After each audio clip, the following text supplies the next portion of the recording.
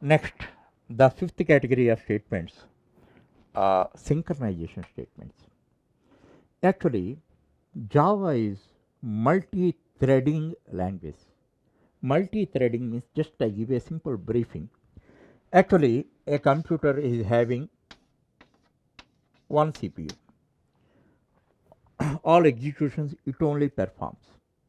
Then, in order to utilize the capacity of CPU 100%, Java introduced multi-threading. Actually, at operating system level only, we call as multitasking. Multitasking. In Java, it is called multi-threading. You know that on your computer, parallelly you are doing many things. Suppose you are listening music.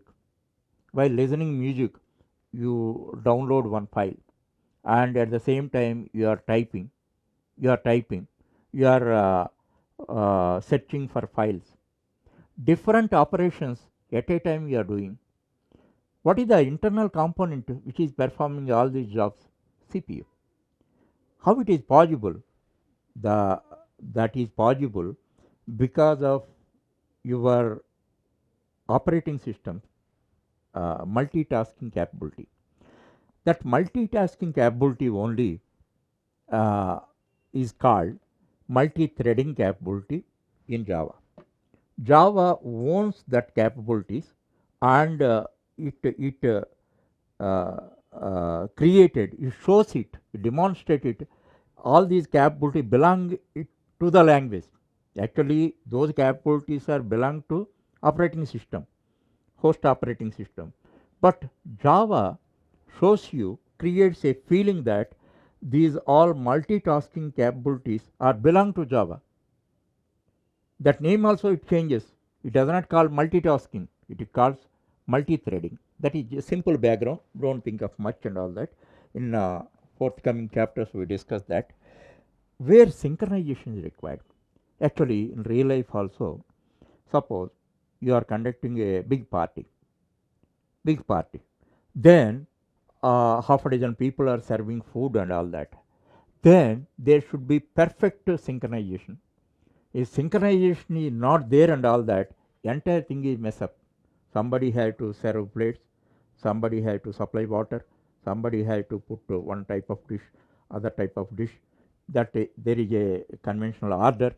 All that should be strictly followed. Otherwise, the entire party is spoiled. So synchronization is the very core fact. So in multi-threading, what happens? Actually, one type of activity only. Actually, task is one, but different threads execute it. Then, if there is no synchronization among the threads and all that, the results are undesirable. The result may be undesirable, unexpected results you get. Simple example I am giving you. And one task is there are millions of elements in array, elements in array, and what you have to do, some elements you have to add, new elements you have to add, thereafter you have to sort. After this thing, you have to sort out all the elements. Two activities are there: adding element in the existing array and sorting. Then one thread is doing adding elements and other thread is doing sorting elements. They should, in a synchronized manner, it should be done, or otherwise, after actually 1000 elements are to be added. After adding 500 elements, if it takes sorting, it takes up sorting job and all that, then it is okay. Thereafter, it adds another 500 elements. The entire thing is messed up. So that's why there should be a synchronization. Until, of course, multi-threading, through two threads are working on achieving the task of sorting out, adding new elements and sorting out the array. Then, as long as adding elements thread is working and sorting element should wait, this thread should wait. Once complete addition of elements, new elements are over, then sorting thread should activate. So there should be, in all contexts it may not be required. where it is required and all that, then these synchronization statements uh, provide the mechanism for the synchronization. Then you can get, by multi-threading, you can utilize the CPU's capability 100%. You never keep CPU idle while programming is being executed. Okay, and the synchronization statement, this mechanism uh, uh, performs the corresponding synchronization. By that you can get perfect result, what is the desired result you can get. Finally, exception handling.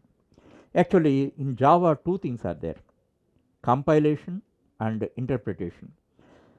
Syntax oriented things and all that, compiler will take care of. If you commit any syntax oriented mistakes and all that, compiler finds it out and gives a report, and until unless you correct the syntax errors, program never be compiled. Okay. What about exception? Exception is runtime. At the time of execution, actually code wise 100% correct, but at time of execution you may create problems by ignorance or voluntary, then you can create a problem. Then one mechanism is required, one mechanism to identify and rectify. It gives an opportunity to you to rectify that. So actually you go to a ATM for drawing money and all that. That machine is perfectly working, hardware and software is perfectly working. Now you inserted card, and you wanted to draw 1650 because this amount you require. You try to draw 1650. Actually, program by there is no problem at all. Here, at the time of execution, what mistake you made, you should know that you have to draw money subject to the available balance in multiples of 100. But you may not know that fact, or you might ignore that fact, and you wanted to draw 1650. Then program never work.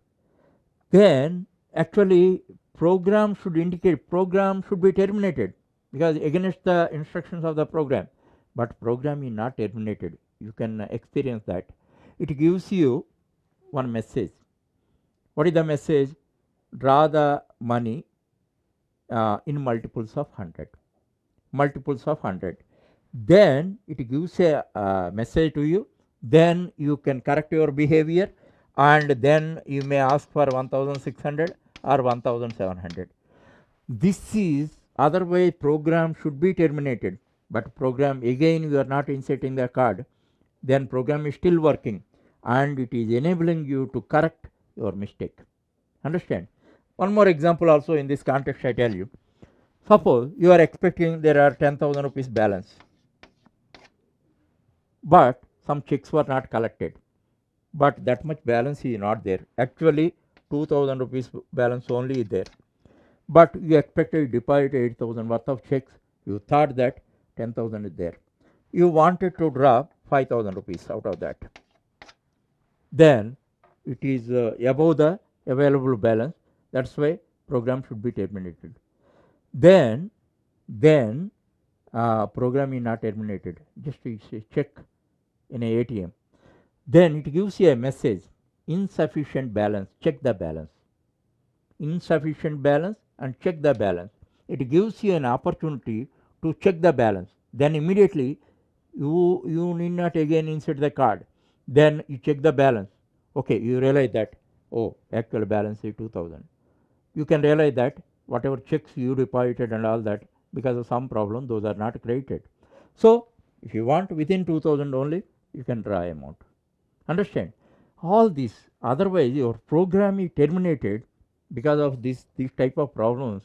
A lot of chaos is created, especially those people who are near to ATM and all that. They are in a state of chaos. So without that, without inserting the card and pressing the pin and all that, you can use the same run. That is because of these exceptional handling statements. That means At the runtime errors, it is not at the compile time errors. At the runtime errors are called exceptions.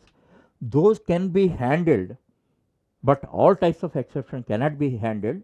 Whatever exceptions can be handled, those are handled by these exception handling statements.